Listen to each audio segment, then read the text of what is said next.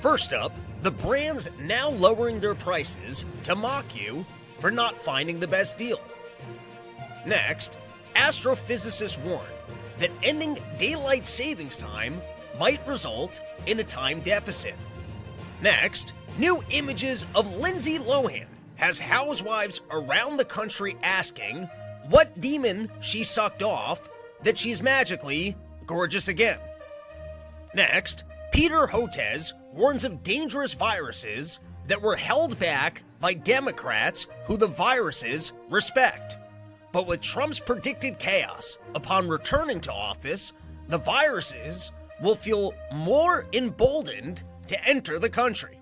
And lastly, the Hawk Tuah girl, failed meme coin, has buyers yelling that she's been playing us the entire time, with some even making claims that Pookie has a vagina and Haley doesn't even give blowjobs. It's your daily dose of misinformation, pulled from a lightly hemorrhoided asshole.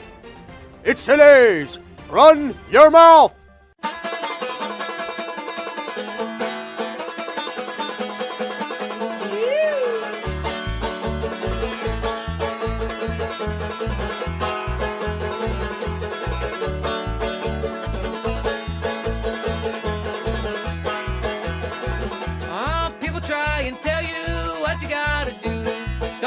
Listen to them unless you think it's true. Follow your heart and your dreams.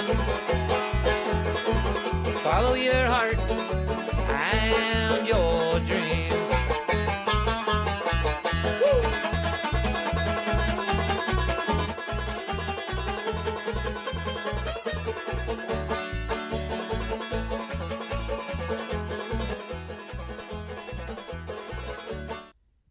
What is up, everybody? Welcome to a Friday evening edition of the Run Your Mouth podcast. It is a pleasure to be with you all. I've been home, walking around in circles, reading the news, and that's why we have a higher volume of episodes. But we're getting back out there. If you go to the episode description, I've got some new live dates coming your way. I've got some epic shows. Firstly, returning to Texas. It's off-season porch tour, but it's nice in Texas year-round. So San Antonio, I think it's December 21st, and then December 19th, launching a new show in New York City. Well, actually, first one's not in New York City. It's a part of a comedy festival out at the Williams Center in New Jersey, East Rutherford, New Jersey. If you're a Jersey person, even a New York City person, it's easy to get out there. I got a fun lineup. We're gonna mix it up. We got a lot of stand-up. We're gonna mix it up with some clips. Gonna mix it up with some audience banter. It's gonna be a good time. Welcome everybody in the comment section. C-Step wants to talk about insurance premiums. Well, let me know. What specifically would you like to know in regards to premium insurance? You know, oddly enough that you bring up that topic, because I wanted to get right into the news today. I decided, you know what, we're not going to do the silly banter up front. But if you're already bringing up insurance premiums, I did the Real Ass podcast the other day. It was an absolute blast to do the Real Ass podcast. And sometimes when even Louis J. Gomez, your maybe not, for the sake of humor, your least responsible friend will tell you that, hey, you're doing something irresponsible in life and you need to see a doctor. You start thinking, hey, maybe I should actually get some basic blood work done and find out just how much diabetes I have.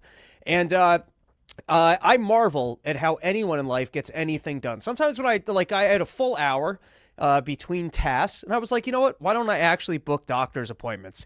And so then first you got to log into the thing, and then you get the list of people, and it's all cardiologists, and you're like, I didn't even tell you I had a heart problem. How do you guys know that about me? I'm just looking for a general practitioner to get some basic blood work and find out whether or not I'm diabetic and have to change my diet at all. Which, by the way, dude, I figured out how to eat as an adult. I wish I would have figured this out before turning 36, because I have figured out eating to a science now. Here's what I'm doing, and it's working perfectly. I don't know why I didn't always do this. For breakfast now, I have 4 pasture-raised eggs. You got to spring for the better. You don't shit it out immediately. You don't go place and go, you don't make a, I'm going to cum my pants face and then have to recklessly drive around and find a bathroom. I eat that on a single piece of whole wheat bread, and you got to get good whole wheat bread from your bakery. None of this is complicated. We're talking about 5-minute operation to put this together. I'm too lazy to maintain salads, so I do a little green drink. Brand I won't rep because they don't pay us any money yet, but, maybe one day they will. And I have that at about 11 a.m., and then I eat a second meal at 4 p.m. of just ground beef, just delicious grass-fed brown ground beef. Once again, so you splurge once again, and you don't have to add all the crap to it. It just tastes good, and then I'm done. That's all I need. And I'm not walking around itching for cake like a drug addict. So, maybe with the cookie habit, at least currently in check, I'm not actually at diabetic status, but there were days, I was pounding a pretty absurd amount of donuts for just, that's why you do squats. That's why you do the squats. That's why you buy a squat rack and make that the only piece of furniture in your living room, is so that you can eat donuts in the afternoon and not look like a person who eats donuts every afternoon. Anyways, I marvel at how anybody accomplishes anything, because you're like, this is a simple task. People go, they do annual physicals. I've been procrastinating on that for 6 years. I think we can get this done.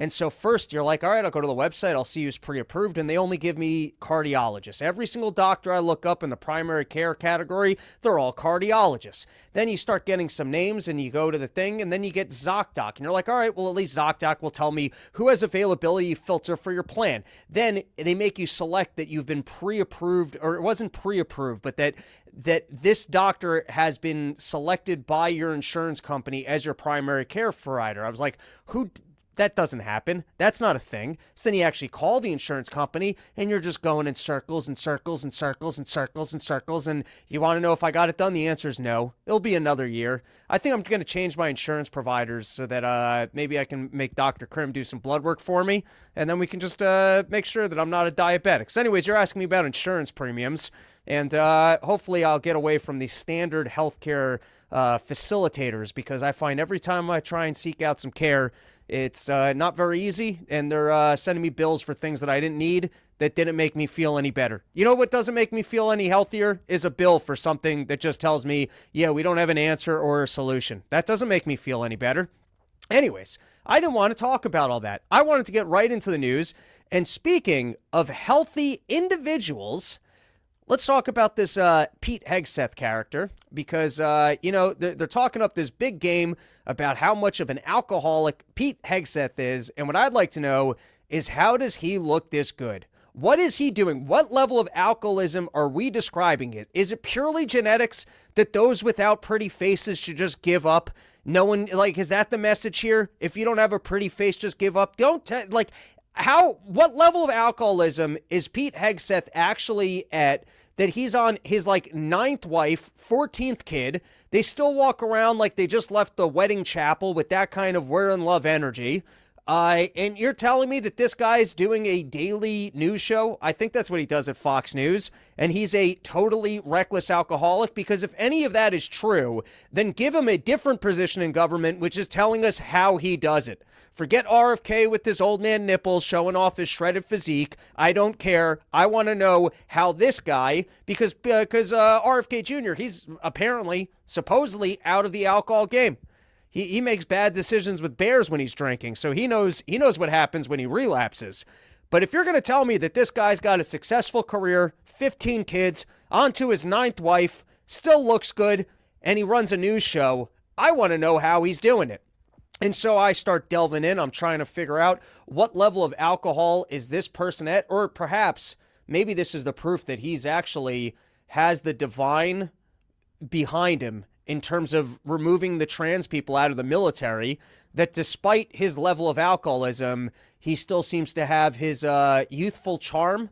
Yeah, he's got a little gray in there, but he has all the hair. He's got it slicked back nicely. He's got a chiseled jawline. I bet he's got abs underneath that. Aren't you guys curious what level of alcoholism he could possibly be at, that he's still rocking life this well? And so I start reading a New York Times article that's exposing Pete Hegseth and his level of alcoholism. And let's give it a read. At Fox News, the network's Human Resources Department looked into Mr. Hegseth's conduct at the Fox and Friends Christmas party in 2016 and discussed it with him. Oh my God! If you had to sit down with Human Resources, you must be beyond. You must be really a reckless individual. A corporate HR department had to have a discussion with somebody. Evidence. Fox and Friends Christmas party in 2016 and discussed it with him, according to a person with intimate knowledge who spoke on condition of anonymity to, I didn't say that word right, to discuss a personal matter. Well, it's not, you're already being a dick by sharing the thing. You can't now claim, well, it's a personal matter. Well, then why are you discussing it? But anyways, the following December, Mr. Hegseth got so drunk at a wedding of a Fox News producer that he struggled to stand upright in men's bathrooms. So firstly, off the bat, if you're leaning or losing your cool in the men's bathroom, you're already not a reckless drunk. You had enough responsibility that you removed yourself to the restroom to lean on things. That's a safe place for leaning on things and trying to get your composure. I bet he's so good at his alcoholism, he was just fishing for his Coke so he could get back out there for another round. So no evidence yet. Let's continue. Stand upright in a men's bathroom. According to two people with direct knowledge, no longer intimate knowledge. Now we've moved on to the category of direct knowledge of the episode who declined to be named for fear of retribution. Friends asked a producer who was there to get Mr. Hegseth a ride home so he can make it to the set by 6 a.m. He still made it at 6 a.m. call time? This just sounds like normal alcohol. So he's not drinking at the job. He wasn't drinking at 6 in the morning. You're telling me he got too hammered at a wedding, and so he's so successful in life, he was able to have enough social capital that someone was able to put him in a car and he still made a 6 a.m.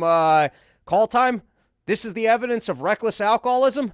I was hoping for a more inspiring story of a drunk who's still winning. All right, next topic. We're flying through it today. But here, we can take a couple things. Moderately amused. Cardiologist is a top on the list for men your age because of certain side effects of a drug he didn't take. That's a good one, moderately amused. John Popick. Robbie's picking up chicks and bringing them back to check out the museum of useless purchases and do some squats on his squat rack. Well, we're working up to that, you know? Andrew, I bought donuts for my office. That's what I lift on the squat rack is the random items that don't otherwise get used. You can turn anything into weights. Might not be the most efficient way to have weights, but you can turn anything into weights. Andrew, I bought donuts for my office this week, laughing maniacally the whole time. What, that you were getting the other people to eat the donuts, or that you were going to eat the donuts? Sean, did you murder the health insurance CEO? No, I certainly did not. And why would you put those kind of things into the world? Runaway Slav, heavy consumption of beet fat staves off liver damage from alcohol. You know it, you're my new doctor. So, Dr. Krim, you're out. Whoever this guy is, you are in. All right, let's take one more and we'll move on to our next topic. According to doctors, like 4 drinks a week makes you a bring drinker. So, yes, I agree. And then last comment, Andrew, yeah, getting other people fat is my favorite pastime. It makes you feel better about yourself.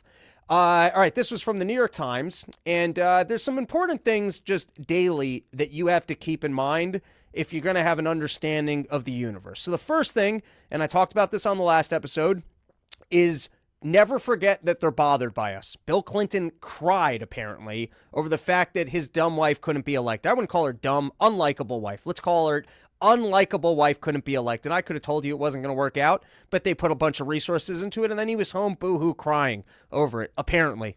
Apparently, I don't believe it to be true. But I have noticed this. They're bothered by us.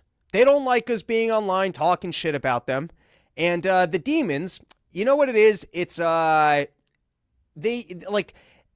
whole thing is kind of a popularity contest. And as long as we like them and endorse their activities, they can continue to keep their fingers inside of our asshole. And their entire game is that they get a bunch of free shit by being the most popular and well-liked. And so never forget that they are actually bothered by the comments and us exposing them. So that makes you, that's on the plus side. That's something to feel good about. But now, here's something to not feel good about, is sometimes you also have to acknowledge just how dumb the other people who are voting that vote at your HSA, that if you live in a condo, you got a homeowners association, the people on the PTA, sometimes you just forget how dumb your neighbors are. And so here was a article from the New York Times that caught my eye. You had a hysterectomy. What did the doctors leave behind? Often, women, patients are often in the dark about which organs remain and which were removed, particularly ovaries, which profoundly influence lifelong health. Guys, as reported by the New York Times, there are women getting an operation and they don't actually know what the operation is. I mean, how dumb do you have to be to just go, sure, I have no interest in understanding what exactly you're removing from my body or what the ramifications of removing that might be. You're telling me I need to go on? Sure, whatever you say, doctor. Do I have options here? Should I get a second opinion? I mean, just never forget how dumb other people are, that apparently there's so many women who don't even know what was removed from them or why they had it removed, that the New York Times wrote an article about it. All right, and now let's we're flying through the news today. Might be a short episode. Top Doge Elon Musk House Speaker balk at Senate report showing only 6% of federal workers show up in person on full-time basis. Absurd. For anyone who thought, hey, there's no way that we can there's no way that we could possibly reduce the size and scope of government. There's no way. So apparently, I mean, we should all be getting government jobs. Apparently, only 6% of these people show up in person on, firstly, those are fun kickers, show up in person on a full-time basis. And then Elon Musk pointed out that it's more like 1%, and that in truth, it's only, that this is mostly like security workers and people that have to show up. And then how often do you see these people in their congressional hearings when they fuck up so bad that people start asking them questions about what they actually do in their job? So forget all the inefficiencies of government or all the people that work in government and then end up doing things that aren't even in our interest, such as all these storylines that we see from the FDA or what happened with the whole COVID regime and all those, or how many times have we heard as experts in the intelligence community and then it just turns into propaganda. So forget all the people that actually work in government that just do evil things, and then all the dumbasses that punch the clock and then just do stupid things. But amidst all those people, only 6% of them actually show up to work on a regular basis, or supposedly 1%. So you do want to talk about cleaning up some government spending. It seems like there's some low-hanging fruit, which is just telling the people that they have to show up to it. You know what you do? You stop the DEI thing, and then you tell them, which gets rid of a whole bunch of them, where they're just like, we're not going to uplift the gays, then we're out of here. And wait, you're no longer just going to promote me because I'm a lady? I'm out of here. Then you start telling them, hey, we're going to cut off some of these payments that you can get from corporations that you're supposed to actually be the ones looking over. And then they go, all right, well, then I'm quitting also. And then the rest of them, you tell them, hey, you're going to have to actually show up to work. And like, fuck, I wasn't even taking the side payouts or doing evil shit. I was just collecting my paycheck. That's all I was doing. And you do all that, you could probably reduce the size and scope of government by 90% right there. All right, and then before we get into the pardon talk, I'm enjoying the comments. So let's take some more comments. Andrew, we already read that. I need my doctor stat. G-Luck. The general definition of binge drinking is having 5 or more drinks in a row by males or once in the previous 2 weeks. Heavy binge drinking includes 3 or more episodes in 2 weeks. Who gives a shit? Cousin Fat, how do you justify? There you go. By the way, I'll comment on that one. First is, for anyone who thought that I was overly animated, it's because you don't listen to the Run Your Mouth podcast. That was not me any more animated than I typically am on any nonsense on this show. On Dave's show, it's his show. I sit in the pocket a little bit more. But what annoyed me, how questions are highly manipulative questions, and that you're not even telling me what your position is. You're jumping like 4 stages further so that I have to then firstly justify what your position is and then respond to it. Like if you wanted to ask the question as, do you think that Patrick Bet-David loses credibility? Like that would, it still like kind of presumes it and jumps up a couple levels, but it's not as shitty. The how questions, which then like seep in multiple of your own thoughts and what you haven't stated your opinion. You've left it for me to decipher your opinion and then respond to something that I do or don't agree with. I just find it to be a cunty formatting and a manipulative way to ask a question. And then there's also this thing. It's like, this was a good example of that. If you ever saw, it's one of the best episodes of Louie when Doug Stanhope is on the show and he rolls into town and he wants to hang out with Louie before he goes and he kills himself. That archetype of the character, it's like the person who doesn't want to participate in school in any capacity and then is just giving you shit for participating.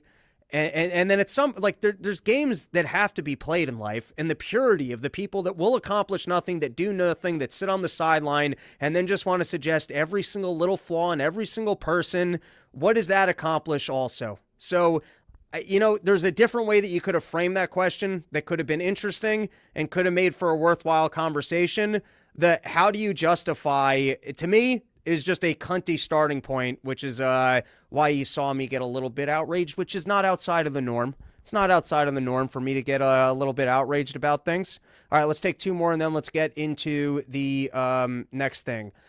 Runaway Slav, Dr. Slav prescribes daily sunlight, daily exercise, and an unprocessed animal product diet. Replace hard liquors with tequila and butts daily nuts.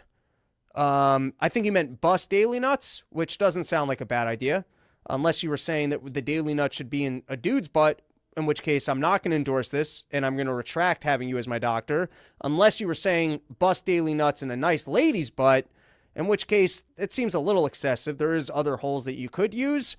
So, we're going to need some clarification on that. And it doesn't seem like the worst simple regimen for daily health. And so you might be able to keep your doctor job on the show, but we're going to need a little bit of clarification there. All right, once more, JB not defending government workers, but that's a retarded stat. Fair enough. All right, and then this was from Zero Hedge.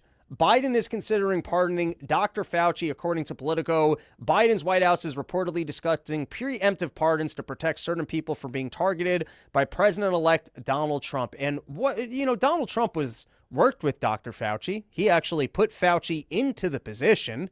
He trusted Dr. Fauci with our health policy for the 1 year that he was there through for the COVID run. So what exactly does Dr. Fauci need a preemptive pardon for? Is there some sort of an admission of guilt here? What is it that Dr. Fauci did that he needs a pardon? If they give him a pardon, we should still have a court case just to see if he's guilty of something. We should still run a trial commission just to see if maybe there's some real guilt there. If maybe he knowingly and repeatedly lied to the American people. If he endorsed a system where people within the NIH were getting large paychecks for products that they were financially incentivized to try and push on the American people. I think these are all things that even if Dr. Fauci got a preemptive pardon would still be worth digging into and maybe investigating and educating the American people about how government doesn't always work in your best interest. And perhaps they're the very tool by the corporations that you think that we have to fear to make sure that they don't have to actually compete and create products of value. And instead they can just fleece us of our wealth and force us to do things such as injecting products into us that maybe are not in our best interest. But that would, if they end up pardoning, if Fauci gets a preemptive pardon, that's we should go down to D.C. and protest the Fauci preemptive pardon. Isn't there some sort of, there's no court case against Fauci right now. There's been no claims that there will be retribution sought against Dr. Fauci. And if he was in fact the god of science, with the highest of moral standards, why is he so concerned with us digging into what he did or did not do? Listen, I'm not on the side that that being investigated is proof of guilt, and I do think that sometimes investigations are a bad tool of the government, and that you have to pay for your lawyers, and you got to show up to court, and that if government wants to target you, they got endless budget to do so. So yes, government investigations is not a perfect system because being investigated does not mean that you are guilty. And we got a bad system here where the prosecutors can have endless budget to go after you, where you have to hire your own lawyers. And so it's not as easy to fight back, and you could potentially even go bankrupt in the process. But I mean, typically speaking, I don't think presidents give preemptive pardons. It's usually once people are in jail. I don't even know. I can't think of examples of people who were just even being prosecuted or sitting in court cases that got pardons. Like, there's one thing for once someone was found guilty for a specific activity and then you pardon them, and then at least the general public sees the exact level of corruption that someone was treated more favorably, or that the system fucks somebody over. Like, for example, in the case of Ross, so many people are of the opinion that he's been treated unfairly and that he should not have a life sentence in jail. And so if the president comes around and he pardons him, so then that is then we have a question of how do we fix the system that a person like this ended up in jail? Or sometimes you just end up pardoning people because it was Jared Kushner and Jared Kushner's dad. And then you can start wondering, hey, do I think that it was so corrupt that this family member that did this terrible thing is just outside of jail that I would not vote for Donald Trump again? And so at least there's a little bit of justice there, and that we can understand just how corrupt the president is, or if there's a problem with the system. But preemptively pardoning someone, what is the logic there? Other than to say, hey, we don't even want anyone to know about what happened here. We don't want anyone looking into this one. And then even if he does get the preemptive pardon, I say investigate him anyways. You know what I mean? Investigate him anyways, and then even if we can't hold him accountable and he can't go to jail, at least let him be a person that can't show his face in public and has to deal with the public shame of it. Let's actually find out what happened, and let's wake people up to the fact that Fauci was not working in their best interest. And to me, that's the worst name on the list. Like Adam Schiff, scumbag, but whatever. Liz Cheney, I don't understand why anyone would be investigating Liz Cheney. I mean, sure, she ran the racket of the television show that nobody watched in terms of going after Donald Trump, but I don't think anyone was looking into her. And if Adam Schiff and Liz Cheney get passes, sure, what they did was annoying. It was a nuisance, but it's not on the level of Dr. Fauci.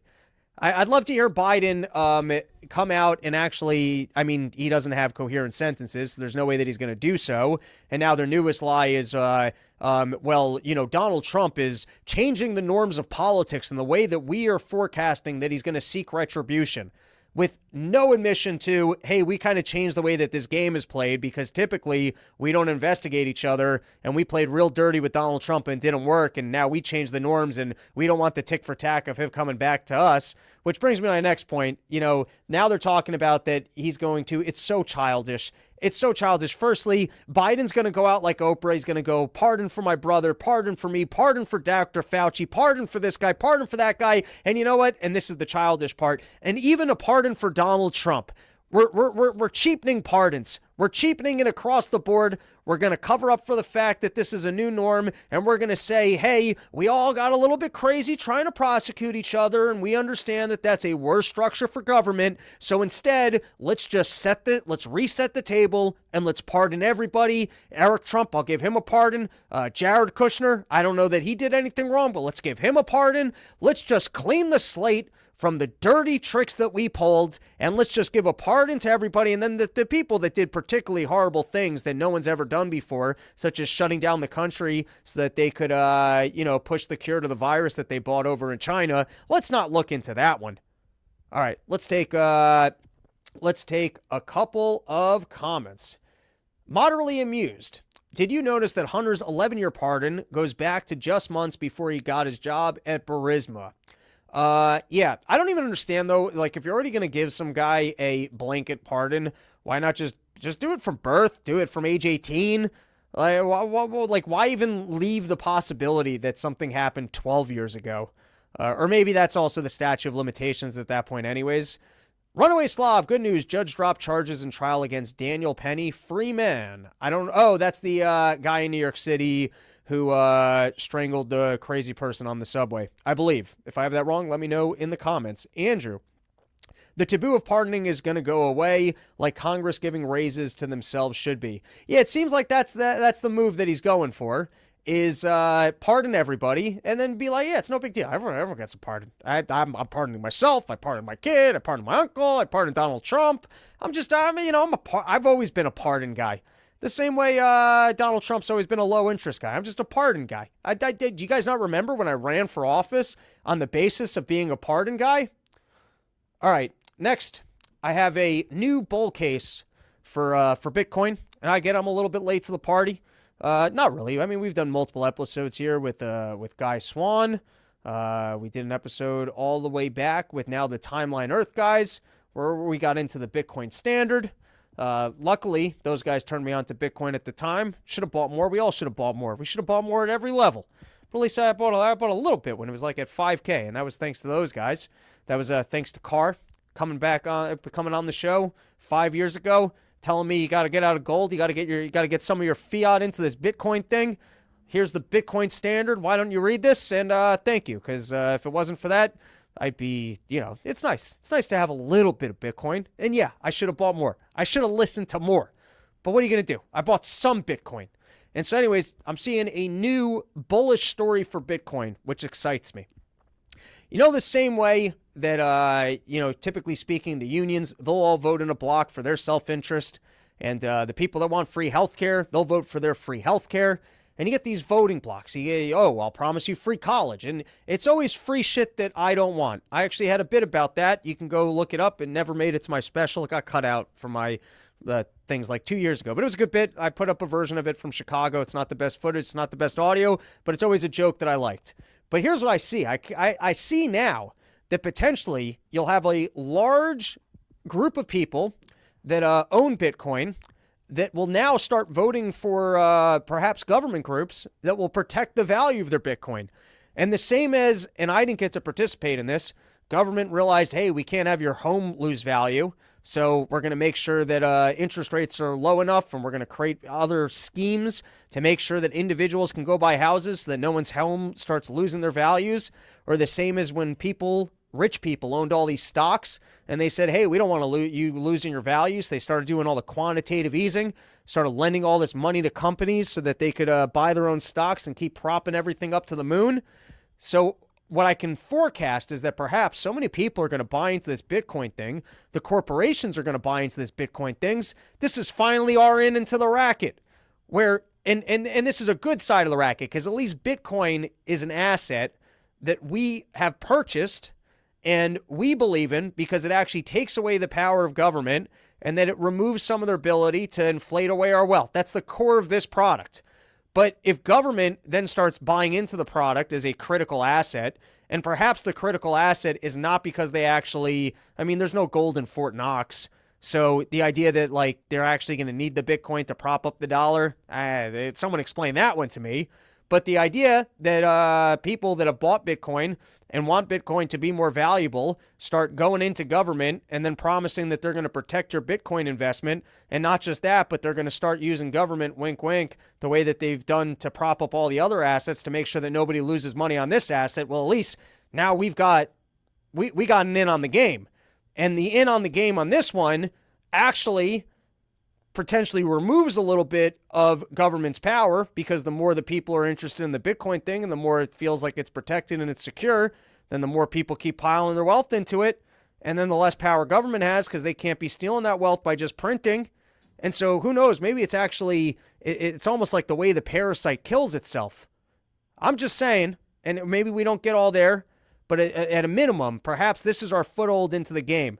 The new BTC bro voters or the BTC bubble coalition of people that actually get into government and start voting these characters in who will protect the value of our Bitcoin and possibly even get government to start purchasing some of it for a strategic reserve, in which case Bitcoin to the moon. And then when you get some other person running on, hey, we've got to get rid of this Bitcoin because it's actually eroding the value of the dollar and this is not something that the government should be involved in and that it's creating more ability for terrorists to fund themselves and more ability for money laundering and bullshit, blah, blah, blah, then voters will be like, how dare you touch our Bitcoin?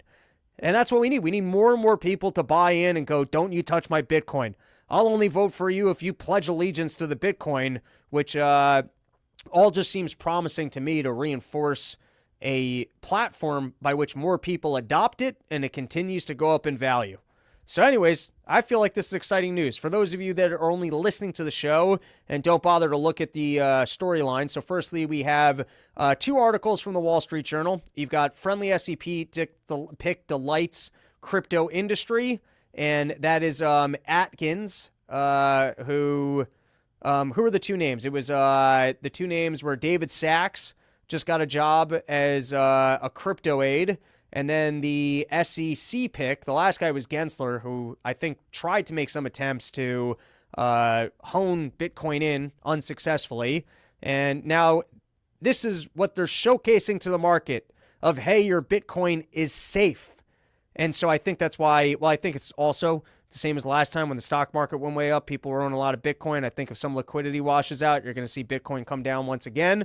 I'm not saying permanently down. I just think the 100,000 peak is not going to be a permanent peak. But this is all a very bullish story of that I see a voting block of people potentially where Bitcoin and government not eroding the value or perhaps even scamming the system and continue to prop it up gets voters excited. And at least this is a way that you can bribe me. All right, moving on to the next story. Oh, here you go. Jeff Gordon's mom. I hate it when the Fed gets involved with my cool shit and they ruin it, unless it pays me money. And in this case, it pays you money, and I don't think it erodes the core value of the product. I actually think it's the parasite somewhat eating itself, and that, yes, this could be the scam as ensure of all the other scams, but this is the scam that actually, weakens them. And now let's move on to our last topic for today. But before we do, sheathunderwear.com. Guys, don't go into the new year with your old raggedy Fruit of the Looms, Hanes, or other bunchy underpants that have been riding up your ass crack and secretly turning you gay. That's what happens. If you're walking around all day and you got a wedgie, you're slowly adjusting to having things up your ass. And you don't want to turn around one day and realize, I kind of like having things up my ass. And so you know what you need is sheathunderwear.com, because their smooth and silky fabric, it's elasticy and it stays in place and it never bunches up and creeps up your butthole. And so if you're concerned about underwear that creeps up your butthole that slowly over time turns you gay, you do not have to have that fear with sheathunderwear.com. And if you use promo code RYM, you can get yourself 20% off the greatest underwear that's ever graced the balls of man. And their holiday sales, it might be coming to the end of it, but shoot Bobby the Bank a message. Let him know that you're a loyal supporter of Sheath Underwear because you heard about them on the Run Your Mouth podcast. Send them an email after you make the purchase and say, hey, I'm a Jewish person. I saw a coupon that was even better than that 20% off, so I loaded up, but I want to let you know that Robbie the Fire sent me here. But anyways, Sheath Underwear has the full endorsement of the Run Your Mouth podcast. It is the chosen underwear of this show because it is mightily comfortable, and I promise you it will never bunch up and creep up your asshole.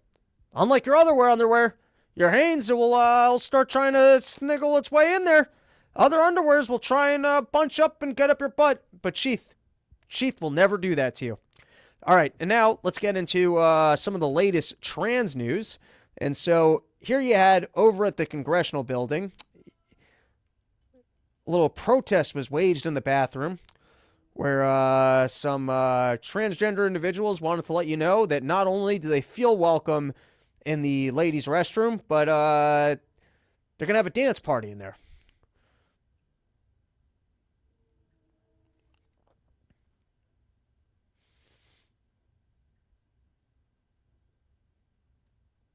That's the way you're supposed to use a bathroom, everybody. If you go to the bathroom and you don't play music and dance around like this, you're using the restroom incorrectly. And this is how you make sure that people who are taking shits are feel comfortable. If someone's in there taking a shit, I don't know about you guys, but sometimes I can't feel comfortable and squeeze a dookie out unless people are throwing a dance party out there. And my first thought is, can you imagine having been jailed for January 6th and then one day you see this? Can you imagine being that guy who farted on Nancy Pelosi's desk who's serving time in jail and then finding out that this is what's going on at the Capitol building? But apparently, this is according to the New York Post, more than a dozen transgender activists, including notorious military intelligence leaker Chelsea Manning, were arrested Thursday after storming a women's restroom inside the U.S. Capitol complex. I don't know how much of a storming it was. My guess is that all these people had passes for the day. I can't imagine that the FBI door opening unit cracked open the doors and ushered them in and said, hey, get in there, go take a look. I'm going to guess that they were doing, the tours, and then they all congregated. They all said, excuse me, sir, I got to go take a shit, if you don't mind. And then they all went to the ladies' room and had themselves a dance party and decided to film it. I guess we'll see what kind of ramifications actually happen. And now let's take a look into the Supreme Court case that dove into, we're gonna surface layer this one. We're a real surface layer. I'm getting lazy in my old age. I don't want to read the whole Supreme Court case. Sometimes I like reading the whole Supreme Court cases, giving you guys the whole breakdowns. I didn't care. I didn't care enough. Let's see how this one plays out. Let's see how they rule. And it always seems like the Supreme Court is just skirting the bigger topics, which is, hey, do we want to actually pass a law about whether or not we recognize that people who identify as the wrong gender, if that's the proper way to determine gender? And I guess if legally you can, then I guess you get all the rights of a lady, including playing in sports. And if not, then you don't. Like that's the most OCD approach, is that this is a binary yes or no. Do we recognize the rights of people to be able to identify their gender based off their gender? And then are they fully considered to be that gender? And in which case, I guess they can play women's sports, use the women's restroom, and they are considered women. And if we do not want to consider them, if that's not the actual metric by which you are considered to be that gender, and then I guess you end up with the circular problem of if you can identify as that gender, then what does that category even mean? And then I guess maybe there should just be no genders, and then I guess all the men should just be able to play in women's sports. You'd be able to shit wherever you want. I don't understand the vision of what these people are looking for, but you would think that maybe the heads could get together and go, yeah, we don't think that gender is supposed to work that way, and so all the protections of this gender are not going to apply to people that just identify as it. And then, you can be comfortably mentally ill. No one's telling you that anyone should give you a hard time, but just maybe you shouldn't be allowed to actually use the women's restroom or play in the women's sports. So you would think that maybe that would be the thing that they would look at. Or they would just look into, hey, is there actual benefits for people pursuing this care, that it should be offered, or that health insurances should be forced to provide for it? Or is it care that should be extended to kids? Or is it dangerous, works, doesn't work? So you would just think like, maybe you would just deal with the easiest question, which is, hey, is this even a real thing? And then you could just be done with it. Or you could delve into, does this work for people? Or you could go one step further, which is, does this work well enough that it makes sense for kids? And then just be done with it. All right, but anyways, let's read a little bit from, this was from the Wall Street Journal, reporting on the Supreme Court case that was delving into transgender care, which we're already given up some of the argument by calling it care. All right, here we go. Some justices appearing willing to let states ban transgender care for teens. That's already, even from the Wall Street Journal, somewhat conservative-leaning paper, that already has a little bit of spin to it, that willing to let, like as if that you're surprised that a state would be allowed to ban care and calling it care. Like there's a lot of already the arguments being given up here. All right, Tennessee argues it's banned both males and females from the treatment and therefore is non-discriminatory. The transgender advocates say the ban inherently discriminates as it permits a boy to take drugs that inhibit development of breasts and other female characteristics, but bars a girl from doing so for the same purpose. And I got to be honest, I'm already confused. Why can't we just have the conversation about whether or not this is real? And my brain's already going in circles as I'm trying to figure out why this is an issue about whether or not it's discriminatory or not discriminatory. The question to me should be, is this real or not real? Does it help or not help? I don't like if it's not helpful, but also not discriminatory in its unhelpfulness. So then the Supreme Court would allow it. So in other words, like if this was actually tragically inhumane and was unhelpful for every single kid that got this procedure done, but it was non-discriminatory in the pain that it equally applied to people, so then it should be allowed?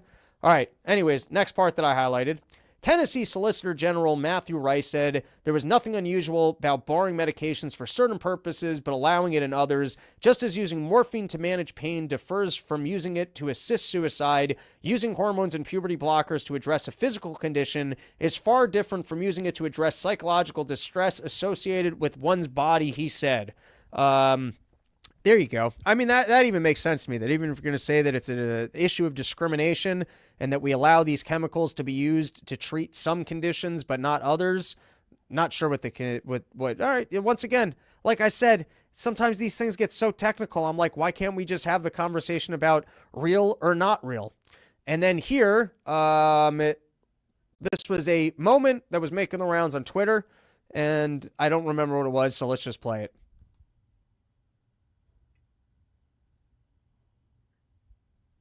Oh, yeah, this is the lawyer who is defending that children should be allowed to get... can someone in the chat give us a better word than transgender care? I don't want to call it transgender care. I don't think you're helping when you do this for children, but it's the spin. It's like when they said the "Don't Say Gay" bill. You know, there's always some spin. The money supply, elasticity. We need the Federal Reserve for money, for an elastic money supply. But all right, until the chat comes up with a better term for us to call it, you've got this lady, still sounds like a lady, identifies as a male, looks pretty manly, got himself some nice facial hair. I'm working on my facial hair. He's got himself some nice facial hair. And so he is here defending why children should have the ability to seek transgender care, which we've already said on the show. To me, that's a platform for pedophilia, because they're saying that children have agency and consent. I guess children should be able to, also should be able to fight in wars. And aside from that, you then also have the problem, if you're going to call it transgender care and you're going to say that these are valid medical treatments, so then you also run into the further problem of, does that mean that if a parent wants their child to wait, that they're engaging in child abuse by not seeking what is considered to be care? So even just the framing of, hey, we like freedom, and it's not like this is outside of insurance companies or government legislation from what insurance companies have to or should not be allowed to provide. It's a little bit darker than, hey, this is just about freedom, and we just want these people to be able to seek care. And once again, I don't think that this actually helps kids. But here, let's give it a little bit of a listen, and then we can respond.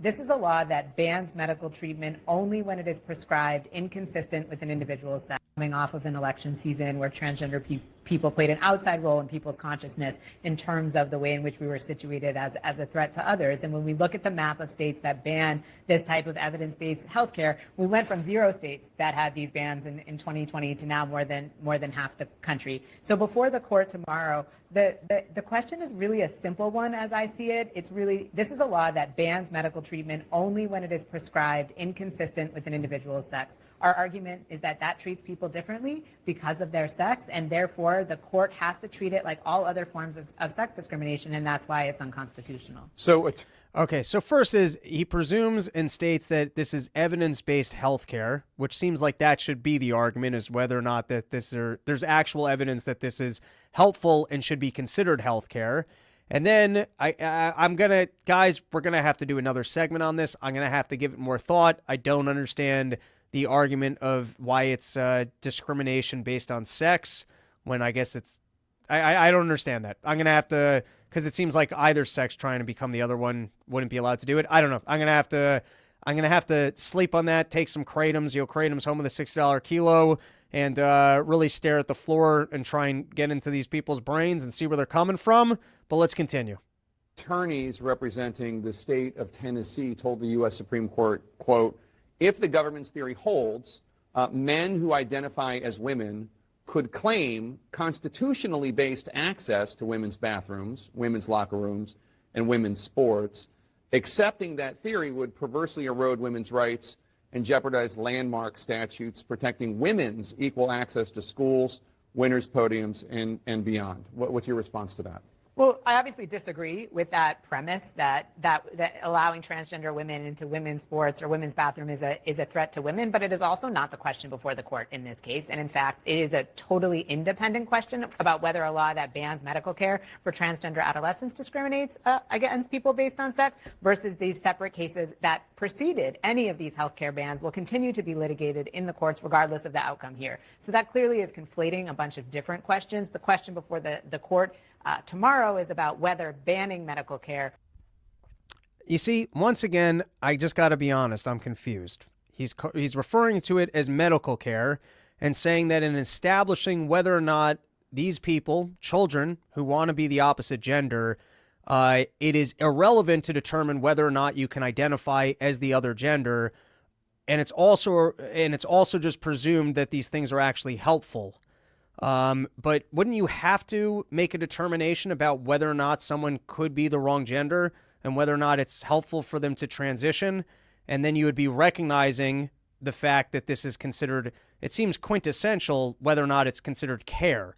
Because if it's not recognized that it's helpful for you to transition to the other gender or that that's a real thing, then obviously it's not helpful when you do this, and then it's not considered care.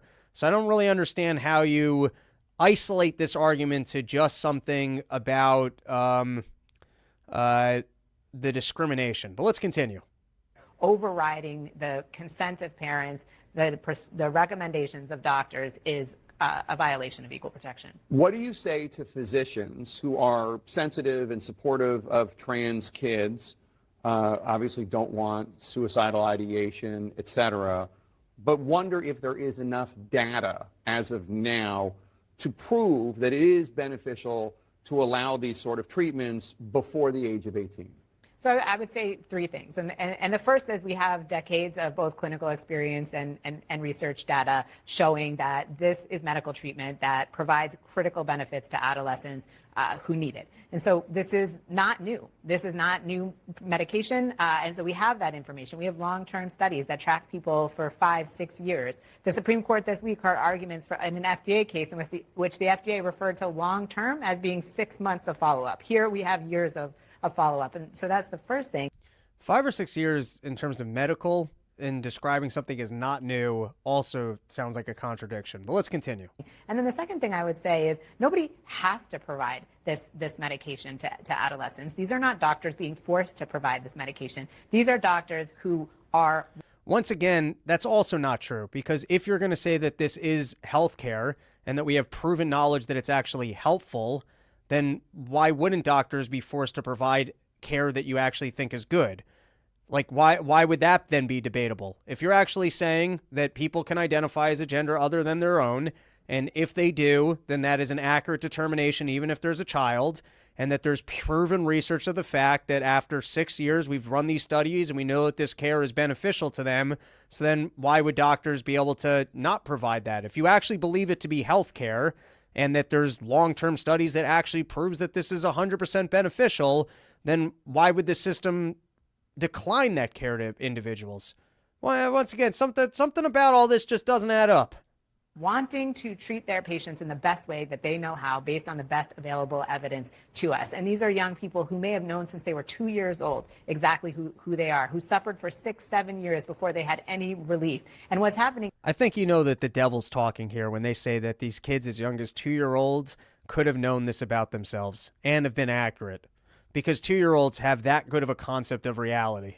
Here, it's not the kids who are consenting to this treatment, it's the parents who are consenting to the treatment. And as a parent, I would say when our children are suffering... And when the parents consent, is it because someone's telling them that if they don't, their child's going to kill themselves? And is that information actually accurate? We are suffering. And these are parents who love their children, who are listening to the advice of their doctors, of the mainstream medical community, and doing what's right for their kids. And the state of Tennessee has displaced their judgment. All right. And then I want to play one more clip, and then we're done. Everyone can go out. They can enjoy their weekend. But here is, who is this? This was Justice Alito asking point blank if there's actual information about whether or not this reduces suicide. And then, of course, he's got to add the kickers. This is what's nice about Fauci, is that once we had Fauci, you can just know the way that these people talk and that they can always add a kicker. It's like, on normal marriage days, I don't cheat on my wife. On a normal marriage day, I never cheated. I never cheated on a normal marriage day. Now, on the very limited vacation days, but on a normal marriage day, I never once cheated. But on page 195 of the CAST report, it says, there is no evidence that gender affirmative treatments reduce suicide. What I think that is referring to is there is no evidence in the studies that this treatment reduces completed suicide. And the reason for that is completed suicide, thankfully and admittedly, is rare, and we're talking about a very small population of individuals with studies that don't necessarily have completed suicides within them. However, there are multiple studies, long-term longitudinal studies, that do show that there is a reduction in suicidality, which I think is a positive outcome. So when they say, hey, if you don't do this, your child will kill yourselves, as this guy just admitted, there is no study to prove that. Because what was the word he added on suicidal completion? Well, when it comes to actually killing yourself, this doesn't help. But when it comes to people who are lost and they think that they're the wrong thing, and then for a little while they feel better, it might work. For actual suicides, there's no, well, then why has anyone ever been told that this is going to keep your child will kill themselves, if out of your own mouth you just said there is no study or evidence to the fact that this actually prevents suicide? When it comes to suicidal completions, you see, that's why we were lucky to have Fauci, is that you can see the way that these people talk. All right, I think I had 2 more things, and then that's it for the show. You know what? Let's save this we're going to save this for Monday. But it's always fun when something gets to the mainstream and then suddenly everybody cares. So teasing that for next week. I thought we were going to do a shorter episode. It's been a full hour. Back next week, Wednesday, with a whole new episode, and we will get into Bernie Sanders' love for Coca-Cola.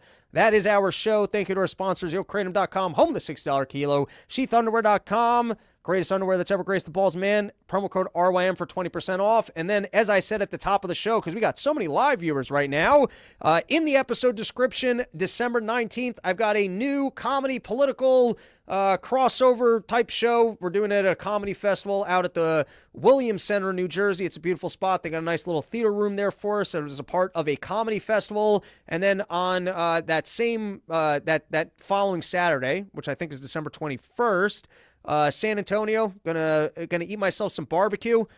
Show up, bring the brisket, bring the pecan pie, bring that cooler of beer, bring your lawn chair, bring your neighbor. It's off-season porch touring in Texas coming out, and that is the show. I hope you guys have a great weekend. Back next week, Wednesday, with another episode.